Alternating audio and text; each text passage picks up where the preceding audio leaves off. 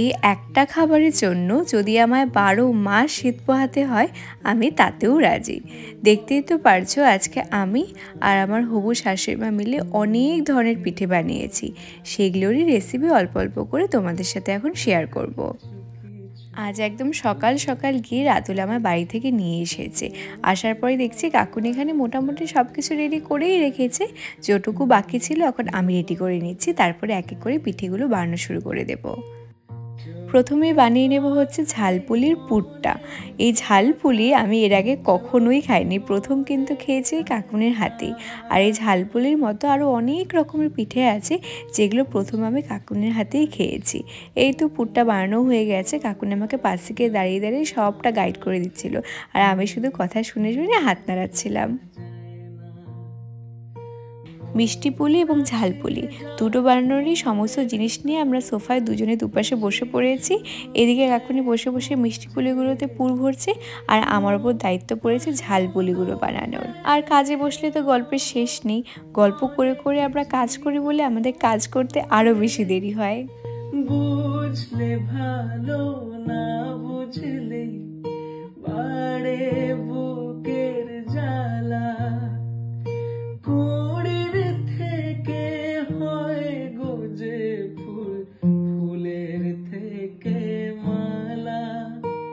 প্রথম 2-3টে পুলি এত ভয়ঙ্কর রকম হয়েছিল দেখতে, আমরা দুজনেই শুধু হেসেই যাচ্ছিলাম।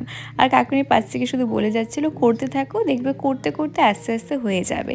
সত্যিই তাই, সব শেষের পুলিটা যখন বানালাম তখন আমি নিজেই অবাক যে প্রথমটা এবং শেষেরটার মধ্যে দেখো কত পার্থক্য। আর এই তো মিষ্টি পুলি এবং ঝালপুলি নিয়ে আমি বাইরে চলে এসেছি ফটো তুলবো বলে। ওপাশের এই যে এগুলো দেখতে পারছো ওগুলো হচ্ছে মিষ্টি পুলি, আর এদিকে যে নষ্টগুলো দেখতে পারছো এগুলো ঝালপুলি।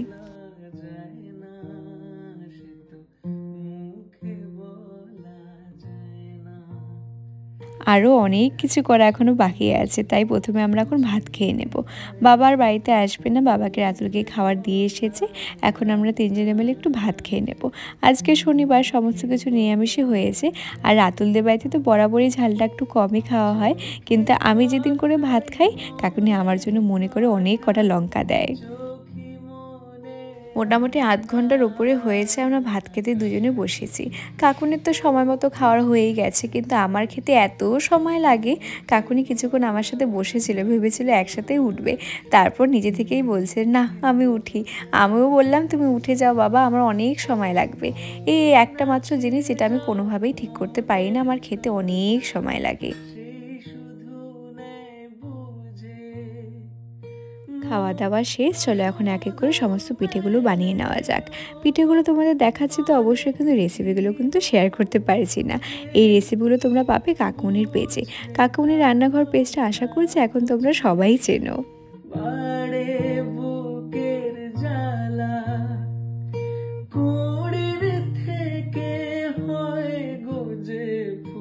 আমি যে ঝালপুলিগুলো ডিজাইন করেছি সেগুলোকে না কোনোভাবেই ভরসা করা যাচ্ছে না, মনে হচ্ছে তেলে দিলেই মুখগুলো খুলে যাবে। তাই এখানে কাকুনি বেচারি এবার আলাদা করে কষ্ট করলো, কর্নফ্লাওয়ার গুলিয়ে বিস্কুট গুঁড়ো করে সেগুলোকে একটু কোট করে নিচ্ছে যেন তেলে ছাড়ার পরে মুখগুলো খুলে না যায়।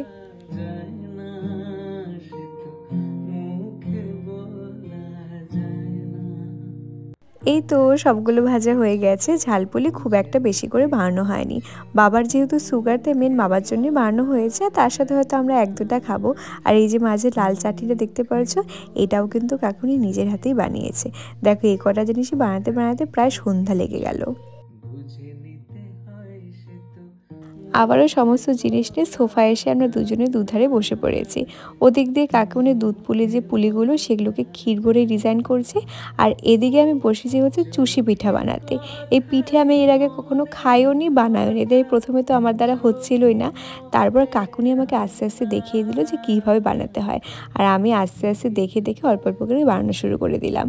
আগে আমার মা আমাকে খুব কথা শোনাতো যে তুই এত অগোছালো মেয়ে, যখন শ্বশুরবাড়ি যাবি শাশুড়ি মা কথা শোনাবে তখন বুঝতে পারবি কীরকম লাগে। কিন্তু এখানে এসে দেখছি একেবারেই উল্টো, আমার শাশুড়ি মা আমার খারাপ জিনিসগুলোকে প্রশংসা করে, শুধু তারপর বলে এটা সুন্দর হয়েছে কিন্তু চেষ্টা করো তাহলে আরও সুন্দর হবে। আর দেখো কাকুনি দেখিয়ে দেওয়ার পরে আমি পুরো পিঠেটা নিজের হাতে বানিয়ে ফেলেছি। আমি এদিকে তো পিঠে বানাচ্ছিলাম, ওদিক দিয়ে কাকুনি সন্ধ্যা দিয়ে দেখো আমাদের দুজনের জন্য চা করে এনেছে। আর আমাদের তো আবারও চা খেতে খেতে গল্পের শেষ নেই। দুজনে গল্প করতে বসলে কত রাজ্যের যে গল্প বেরোয়। সমস্ত কিছু আমরা এক এক করে হাতের সামনে রেডি করে নিয়েছি। এখন সব কিছু শুধু গ্যাসে বসাবো, ঝটাপট করে ফেলবো। সহজে ভালোবাসা কেউ পায় না, কথা কিছু কিছু বুঝে নিতে হয়, সে তো মুখে বলা যায় না। আমি যখন আমার বাড়িতে রান্না করি, আমার মা আমাকে যেই ফ্রিডমটা দেয় যে খারাপ ভালো যেটাই হবে নিজের মতো করে করো, কোনো অসুবিধা নেই, খেয়ে নিব। এখানেও কিন্তু কাকুনি আমাকে সেই ফ্রিডমটাই দেয় যে খারাপ ভালো যেটাই পারবে নিজের মতো করো, কোনো অসুবিধা নেই। আর দেখো এক এক করে আমি সব পাটিসাপটাগুলো ভেজে নিয়েছি। সবগুলো তো বানানো শেষ। এখন সমস্ত কিছু পাশাপাশি রেখে একটু সাজিয়ে নিচ্ছে একসাথে তোমাদের সবটা দেখাবো বলে। দেখো পিঠেগুলো কত কালারফুল এবং কত সুন্দর হয়েছে দেখতে। আর যেরকম দেখতে সুন্দর হয়েছে সেরকম খেতেও কিন্তু দুর্দান্ত হয়েছে। তো চলো, এই ছিল আজকে ছোট্ট একটা ব্লগ। আশা করছি ভিডিওর মধ্যে সবার অনেক অনেক ভালো লেগেছে। সমস্ত পিঠের রেসিপি কিন্তু এক এক করে কাকুনি রান্নাঘরের পেজে তোমরা পেয়ে যাবে। তোমাদের সাথে দেখা হবে অন্য কোনো সুন্দর একটা ভিডিওতে। ততক্ষণের জন্য সবাইকে টাটা, বাই।